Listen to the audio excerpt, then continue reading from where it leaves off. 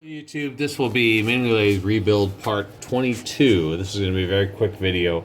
I posted a couple videos that showed some problems I had with a power supply, 24 volt, 20 amp power supply, which I think is about 480 watts. So I had to come up with another solution. I called a vendor here in St. Louis. It's actually in St. Peters, Missouri. It's called EPC. And they sell used computers and servers, and they also pawn them out and they scrap them as well.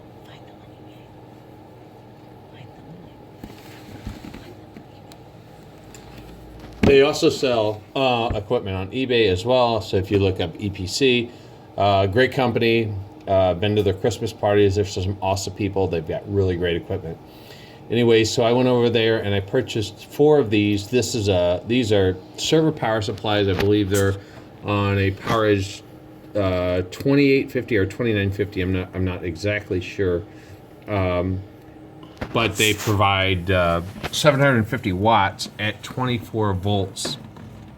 And if you look on YouTube, there's a lot of people that use these kind of power supplies to charge lithium-ion batteries. It will draw 9.3 amps, but it will put out 62.4 amps per at 750 watt. So these are pretty massive. Don't attempt this without really understanding, because apparently you've got to isolate a ground lug if you have the cases touch each other. Trying to make a 24 volt power supply, a lot of times they'll short out. So all I'm going to demonstrate this evening is I'm just going to kind of demonstrate how to get this going. I found these instructions on the internet. Gosh, I wish I could remember the guy's name. But there's a guy that has these specific power supplies. He spends quite a bit of time explaining them. One thing you'll notice when I do the demo is that the fans wind up really loud, really fast. But you can actually find instructions on the internet, because here, I'll turn one around and show it to you. What you'll see is 6 lugs here, and so this is the other side. This is the Euro plug. You plug it in. This is where the power comes in, and this is where the power comes out. By default, they don't just turn on. You actually have to do some logic here on these little pins. These first 3 pins are the grounds, and these other 3 pins are the 12 volt or the positive. And then so what you got to do is some logic on these little pins to make them work, and I will demonstrate what I know. But then, because the servers get hot or get cool, they draw more, there's other logic here that can change the speed of this fan. In my demonstration, you're only going to see the fan running at high speed. But if you look around, you can find instructions that you can, depending on the amp draw, you can change the speed of the fan and make it a little bit more acceptable for regular usage. Like I said, most times people use these for charging lithium ion or lithium polymer batteries for RCs. The mini lathe does have some RC components, the motor, the RC, ESC, the electronic speed controller, and the servo test. So although I'm not using these to charge batteries, I'm just using provides power supply power. My hope is that these will be higher quality than the Robot Joy one that I did a link on that you can watch. All right, so let's move on to the demonstration. If we move over here, I pulled one of these apart. Well, first of all, let me show you the model number of this specific one. This is a Z750P-00. And looking at the instructions, the maximum watts it puts out is 750 watts. Far exceeds what I need. But at least it's higher than the 25 based upon the original engineering design. Okay, this one, the case I've opened up, and just so I can kind of see inside. What I'm going to do is just demonstrate starting this thing up and showing you a few of these logic pins. I'm not going to give you a diagram. I really don't even know everything myself right now. I don't know how to isolate the ground And these are things I'll have to find out, but I will share with you when I find them. Like I said, these 3 lugs I do know are your ground lugs. So I've got the voltmeter here, and I'll put that on DC volts. And the expectation here is that this thing will provide 12 volt DC. And as I showed this meter before, it just kind of floats around until it actually does the right thing. But I'm going to put the ground lug in here, in the center ground. This is 24 volt, I'm sorry, 12 volt 8 DC. And then I'll go ahead and just grab the second one. The power supply is already plugged in. Actually, here, let me pull these out and just show you something.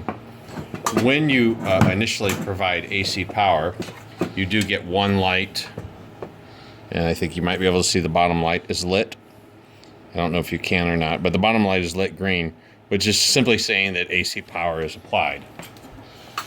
Let me go ahead and set this back up. So just kind of going over these lugs again. This is the DC out. These first 3, the ground, ground, ground.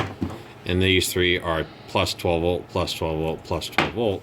And so what I was just simply doing was putting these in here, so then when I do turn this device on, you will get to see the voltage out. And I'll put the voltmeter up there. Hopefully you can see that. Okay.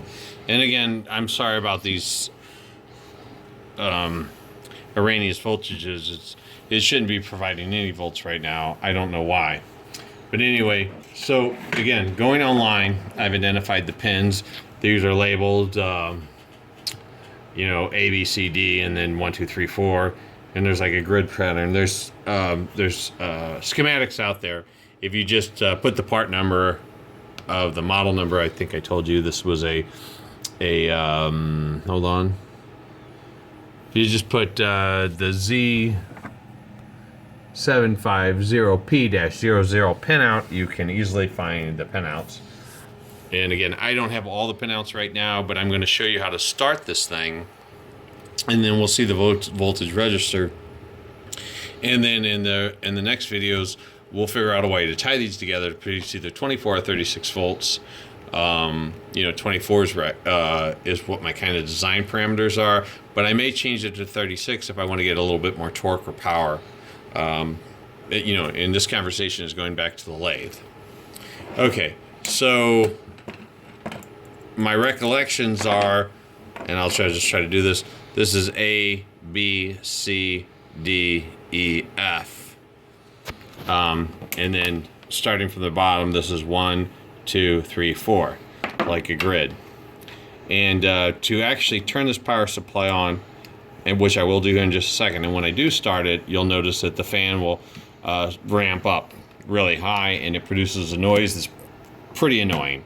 But there is a way using these logic pins to slow it down. In future videos, I'll show you that.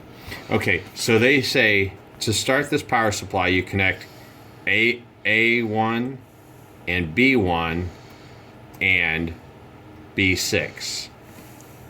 And so I'm just going to use the tip of the screwdriver to connect A1 and 2.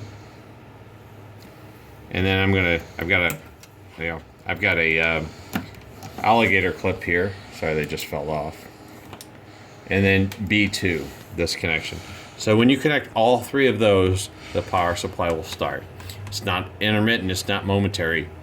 You actually have to have all 3 wires connected and the power supply will start. I also want you to notice the voltage. I know it's odd now because the Craftsman one, whatever. Anyway, so I'll take the tip of the screwdriver and I'm connecting A and B. As you can see, we could definitely be prepared to create smoke here, because I could just, like, you know, hit the wrong lug and then have a big fire. But anyway, let's just move forward and I'll just try to do it right. So I'm going to connect here with the B6, and you should see the power supply come on, and you should see the voltage go up.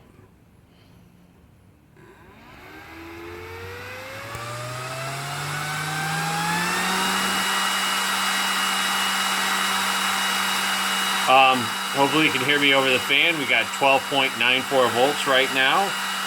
This is a 12 volt transformer, and it would be capable of putting out, my leg fell off, 750 watts or 62 amps. That's not kids play. That's some serious stuff right there. Anyway, that's the end of the demonstration. In the future videos, we're going to look for tying two of these together, coming up with a mechanism to turn this on remotely. And we're going to just give this a shot as a power supply for the lathe. Thanks for watching. I'll be posting some more videos soon. Please subscribe and share with your friends if you find this interesting. Thank you very much.